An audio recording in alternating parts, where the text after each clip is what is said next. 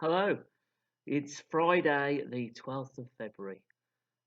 End of a week for some. Some people love that Friday feeling, some people don't. Depends on your working shift patterns.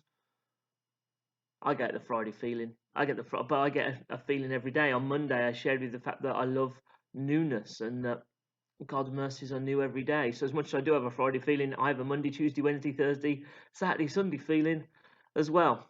At the start of the week, Elaine shared with us just some of where she gets her hope from in Scripture and why. And she did that in like 90 seconds. And today, we've got Helen James, one of our life group leaders, here to share with us as well. And she's going to share with us for about 3 minutes. So, grab yourself a cuppa, sit yourself back, and why don't you just listen to this and watch this 3 minute video as Helen just shares some of why she gets her hope from God and where in the Bible she gets her hope from. There is hope each and every day. Let's keep reaching to God and let's keep making time for hope. Hi, I'm Helen and I'm a life group leader. I just started my life group in lockdown, and these are my thoughts on hope. The one scripture that really comes to mind for me when I'm thinking about hope is Romans 8:28, and it says, "And we know that in all things God works for the good of those that love him, who have been called according to his purpose."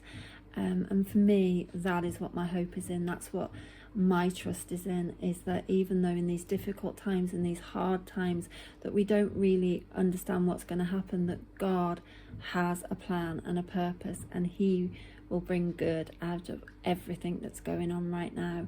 And that's my hope and my belief, that there will be good come out of this, even though right now we can't see it. But it's just a case of that we need to relax and trust God, that he's going to do it and he's going to find a way out of that. And I think sometimes when we're thinking about that, for me it's really hard to trust God. But it brings me back to another passage that it says in Genesis 21:2, that at just the right time Sarah had a baby. And that really speaks to me, because it reminds me that even in difficult times, that just at the right time God can turn it around. So we just have to keep trusting him and trusting him to turn the situation around, because he will act at just the right time. And that leads me to another passage that I just love, and again fills me with so much hope, and that's Jeremiah 29:11, when it says, "For God knows the plans and the purposes that he has for us." In fact, I'll read it.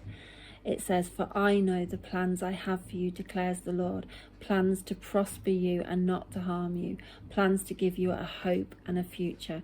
God has a plan for our life, and he is in control, and all we need to do is trust him. So my hope is in this, that God has a plan for us. His timing is perfect, and we just need to relax and let God be God. And that is what my hope is in, is just knowing that my trust needs to be in him at all times. In these strange and difficult times, my trust just needs to be in him, because God will turn this around for his good and for his glory. And it's all about him and not about me. And I focus on him. It says if we fix our eyes on him, everything else will be added unto us. So we just need to fix our eyes on him, trust him, and whatever we're going through, he will turn it around for his good and for his glory. And that's what we've got to believe, because it's all about him and it's not about us. And that's what my hope is in. My hope is in Jesus, because he is the reason we're here, and there is no other reason. So my hope and my trust is in him. Even in these difficult, dark days, my trust is in him.